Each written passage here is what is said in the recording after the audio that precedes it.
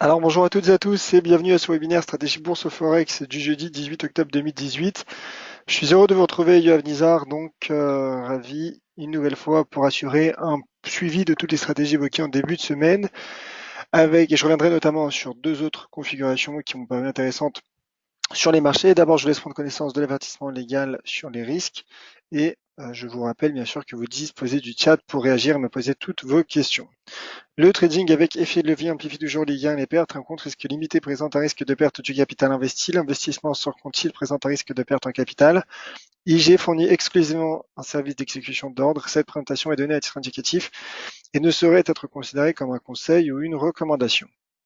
Voilà, tant que vous lisez bien cet avertissement légal sur les risques, je vais revenir brièvement sur ce qui s'est passé hier soir avec les minutes de la réserve fédérale, le compte rendu de la plus récente réunion de politique monétaire de la Fed qui a relevé ses taux d'ailleurs durant cette intervention. Alors la Fed clairement qui est un message plutôt hawkish, comme on dit, c'est-à-dire un message non accommodant. Et donc les spéculations sur un quatrième relèvement de taux de la Fed cette année en 2018 et donc pour la réunion du mois de décembre restent élevées. Et donc dans ce contexte, en effet, le dollar américain a progressé hier, bien aidé donc par ces déclarations de la Fed. Voilà. Voilà donc brièvement ce qu'il faut savoir sur le plan fondamental. Je vais à présent donc m'attarder sur l'analyse technique avec notamment le taux de change euro-dollar, simplement pour assurer un petit suivi de cette paire qui est la plus tradée, la plus échangée sur le marché du Forex. Alors, ce qu'il faut savoir sur l'euro-dollar, c'est que l'euro, finalement, malgré ce rebond du dollar américain, reste encore soutenu par cette résistance, cette ancienne résistance devenue support potentiel à 1,1455. D'ailleurs, d'ailleurs, comme le montre le graphique du DXY que voici, alors que je vous montre tout de suite, je vous montre ce graphique car j'ai l'impression que le dollar américain, vous voyez, semble résilient. Il semble résilient, ce n'est pas une impression. Le dollar américain paraît hésitant sous cette résistance à 95,63. Donc c'est vrai que bien qu'il ait progressé sur les deux dernières séances, le dollar américain était à présent confronté à une première résistance technique et le taux de change euro-dollar est lui, pour le moment encore une fois, soutenu par ce niveau de support majeur et de long terme à 1,1455. Alors j'affine simplement ce graphique en données journalières et en unité de 24 heures pour vous montrer également l'importance des niveaux qui est en train de tester le taux de change euro-dollar, puisqu'en effet, je parlais du support 1,1455, mais je dirais que c'est une zone finalement entre 1,1541 et 1,1455, qui est d'ailleurs jointe par cette oblique, cette droite de tendance haussière formée, du moins initiée depuis l'entame de l'année 2018. Donc voilà, donc l'euro-dollar finalement qui est sous pression, mais qui n'a pas encore cassé ses niveaux de support, bien au contraire. Le graphique en données 4 heures nous montre un rebond de l'euro-dollar sur une droite de tendance également, en tout cas juste au-dessus d'une droite de tendance qui part cette fois-ci de la séance du 15 août, de ce point bas du 15 août, et donc qui pour le moment semble soutenir l'euro-dollar. Alors en effet à court terme, je pense que le déclencheur serait donné en cas de franchissement de ce seuil d'inversion de polarité à 1,1530, qui est d'ailleurs couvert également par une droite de tendance baissière, mais qui n'est pas parfaite. Donc c'est juste une droite de tendance baissière plutôt symbolique, mais en tout cas, quoi qu'il y a 3 points de contact, mais bon, c'est vrai qu'elle n'est pas parfaite. Mais en tout cas, voilà, je pense que le déclencheur du potentiel d'un signal haussier sur le taux de change euro-dollar serait donné en cas de franchissement de cette zone et donc notamment de ce seuil d'inversion de polarité à 1,1530 $. Voilà, pas de catalyseur particulier attendu cette semaine sur le taux de change euro-dollar. Donc je vais passer aux autres configurations, aux autres stratégies que j'ai données en début de semaine et voir où elles en sont, donc notamment l'euro GBP. Je rappelle que ma stratégie était haussière. Il s'agit d'ailleurs de ma stratégie de la semaine que je tenais lundi, dans le cadre de mon webinaire hebdomadaire à retrouver chaque lundi à 16 heures. Alors l'euro GBP qui reste soutenu par cette zone de support, avec notamment ce seuil horizontal à 0,8732. Donc pour l'heure, en effet, je maintiens ma stratégie, puisque le seuil d'invalidation n'a pas été atteint. D'ailleurs, en données hebdomadaires, alors d'une part, la bougie en cours n'a pas encore clôturé. La précédente bougie, donc la plus récente bougie clôturée, a clôturé sous la forme d'un doji, d'une petite toupie, au-dessus de ce support à 0,8732. Et donc, en effet, pour ma part, je maintiens pour le moment cette stratégie haussière de moyen terme. Je rappelle que ce n'est pas une stratégie de swing trading, mais bien de moyen terme, qui peut prendre plusieurs semaines, comme je l'avais indiqué lundi, pour viser donc notamment un retour sous cette résistance à 0,8979. Alors le graphique journalier qui montre un cours résilient, en effet. C'est vrai que le cours est résilient, mais pour le moment, en effet, il reste soutenu par cette zone de support. Donc à ce stade, je maintiens ma stratégie. Je maintiens ma stratégie haussière, avec donc notamment des niveaux intermédiaires, notamment à 0,8811 qui à ce stade pourrait finalement relancer le taux de change euro-GBP en cas de franchissement, et un ancien support, peut-être en objectif, en objectif intermédiaire en amont de cet objectif de moyen terme à 0,8979. C'est vrai qu'il y a un ancien support à 0,8865 qui pourrait là aussi accueillir finalement le taux de change euro-GBP en cas de franchissement des 0,8811. Donc pour le moment, je maintiens cette stratégie. On en reparlera donc demain au webinaire, bien sûr, à 13h, mais également lundi, dans le cadre du webinaire de la stratégie de la semaine, puisque je reviens toujours sur la stratégie évoquée la semaine passée pour justement assurer un suivi et voir si celle-ci a fonctionné ou non, et le cas échéant, donc savoir ce qu'il a manqué peut-être à cette analyse. Voilà. En tout cas, pour le moment, je maintiens ma stratégie haussière sur le taux de change euro-GBP. Alors mardi, j'avais parlé également des indices européens, du CAC 40 et du DAX. J'ai été haussier. Je parlais justement je vous sépare de mon opinion selon laquelle le DAX et le CAC pourraient rebondir. Alors c'est vrai qu'il y a eu rebond, avec notamment cette ligne pénétrante, ce piercing line, hein, comme on dit en terminologie anglaise, en données journalières, qui en effet produit certains de ses effets, puisque le DAX est parvenu à rebondir d'ailleurs sur un support de long terme, hein, qui a soutenu le cours fin 2016, début 2017. À présent, le cours du DAX se montre là aussi assez hésitant, sous ce niveau à 11 768 points. Donc en effet, le DAX, hein, qui tente de rebondir sur ses creux, mais voilà, il est confronté à une première résistance, je dirais même une zone de résistance entre 11 860 et 11 730. Donc là, je pense qu'en effet, à ce stade, dégager une stratégie haussière serait selon moi risqué. Parce qu'en effet, je pense qu'il fallait soit la dégager suite à cette piercing line, soit maintenant attendre en effet un passage, du moins un éventuel franchissement de cette zone de résistance. Car en effet, là, il y a un risque finalement de rejet à court terme, qui serait plutôt logique, hein, du point de vue de l'analyse technique, d'autant plus que le DAX, l'indice allemand, semble se montrer résilient sous cette zone, vous voyez, entre 11 862 et 11 768. Donc voilà, moi, à ce stade, j'attendrai l'éventuel breakout pour relancer une stratégie éventuellement haussière de cas échéant, puisqu'en effet, en cas de franchissement de cette zone de résistance, je me projetterai sur un DAX à 12 124 points, ce qui également correspondrait à un comblement du gap apparu à l'ouverture de la semaine passée, non pas cette semaine, mais de la semaine passée. Voilà. Voilà, donc le DAX sous un pivot technique, idem pour le CAC 40, dont ma stratégie était également haussière. Là aussi, la hausse a eu lieu, mais de manière mesurée. Il reste encore de la marge, hein, pour que le CAC 40 puisse atteindre sa première résistance, qui correspond donc à cet ancien support majeur à 5243 points. Donc là, en effet, le CAC 40 est en plein milieu d'un range en tout cas, il est situé au plein centre quasiment d'un niveau de résistance et de support. Donc là, à ce stade, bien sûr, si je devais donner tout de suite une nouvelle stratégie, je serais neutre, puisque le cours est en plein milieu de deux seuils majeurs. Mais toutefois, en effet, je maintiens, en tout cas pour avoir donné cette stratégie de rebond mardi, je la maintiens pour le moment, car je pense qu'il reste encore une marge de progression à l'indice CAC 40. Alors n'oublions pas que la dynamique de fond à court et moyen terme, à court terme principalement, est baissière, ça clairement. Suite d'ailleurs et ce rebond a pris forme suite à ce marteau. Maintenant, je vous montre ce graphique en données hebdomadaires, simplement pour montrer l'importance de ce niveau de support que j'évoquais il y a un instant, à 5243 points. Vous voyez ajuster à 5240 points en données hebdomadaires pour montrer en effet qu'il y a un risque de pullback.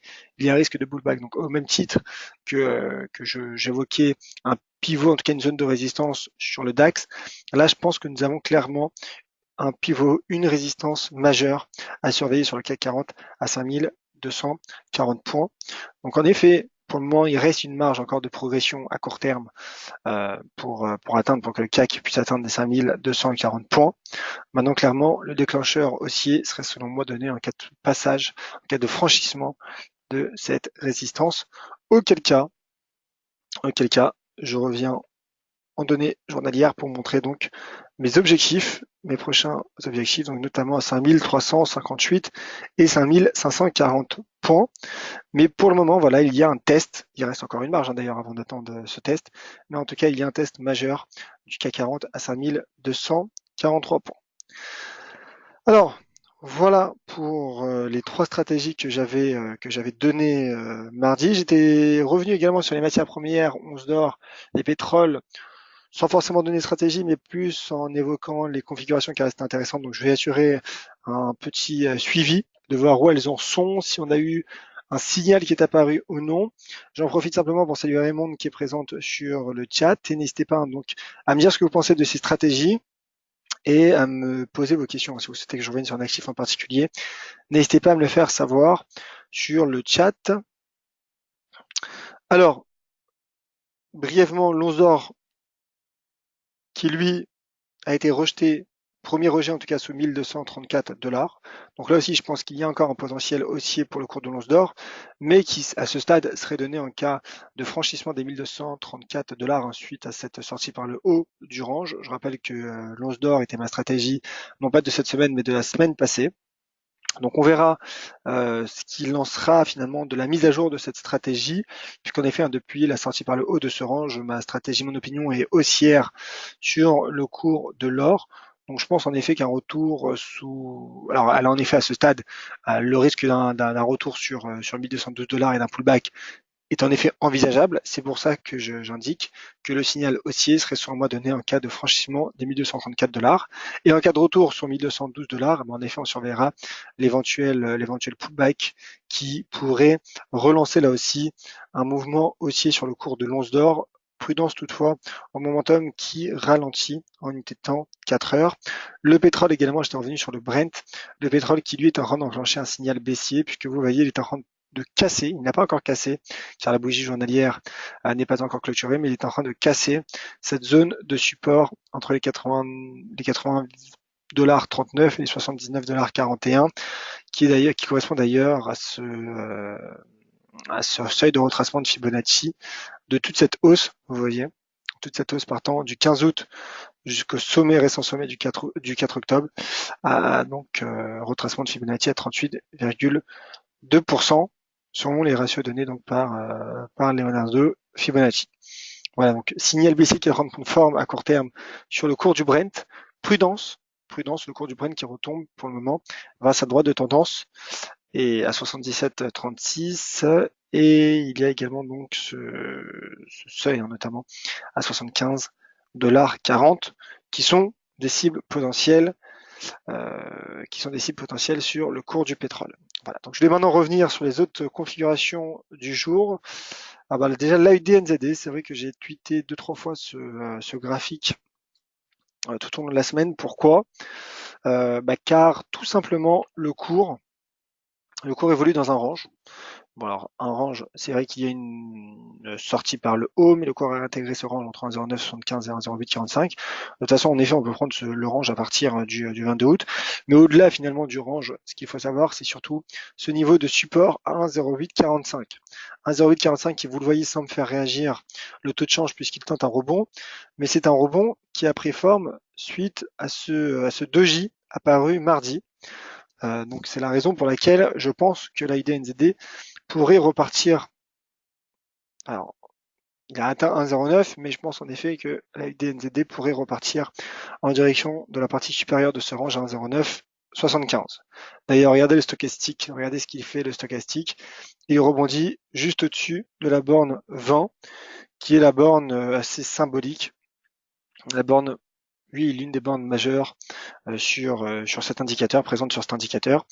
Donc là, en effet, je pense que l'AID-NZD pourrait rebondir. La tendance est horizontale, donc ce n'est pas comme s'il y avait une tendance de fond baissière.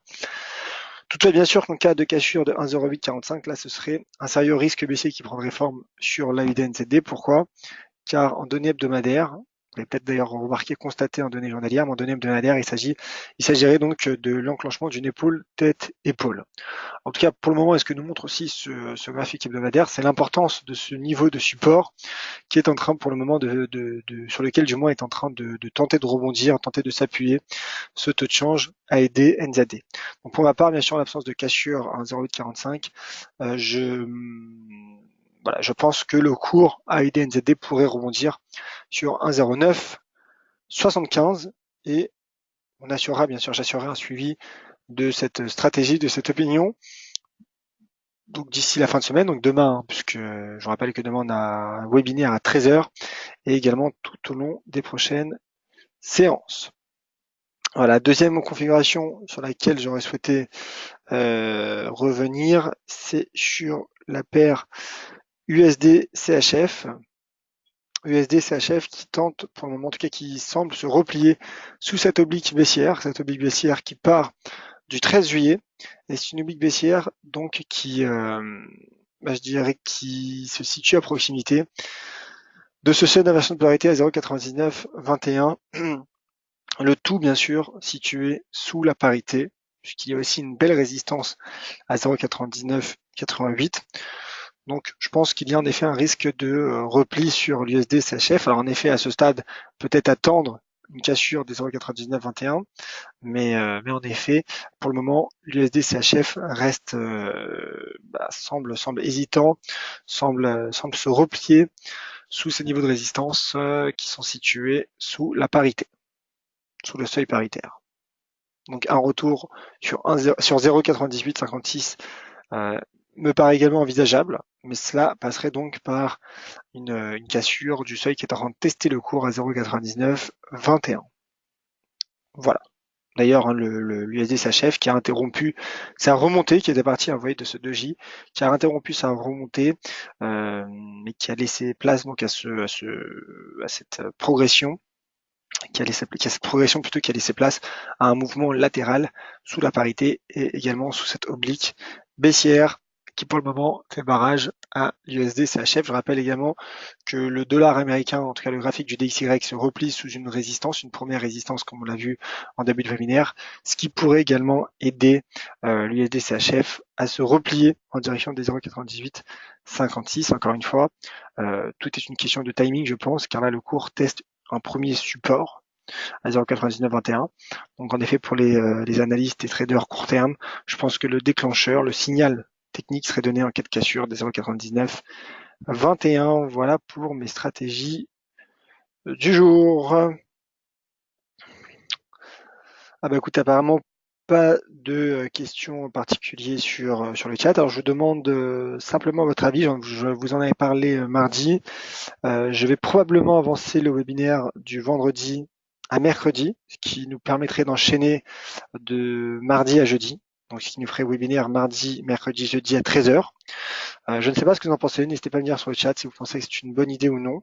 Pour le moment, en tout cas pour le reste de la semaine, donc pour demain, il y aura webinaire à 13h demain.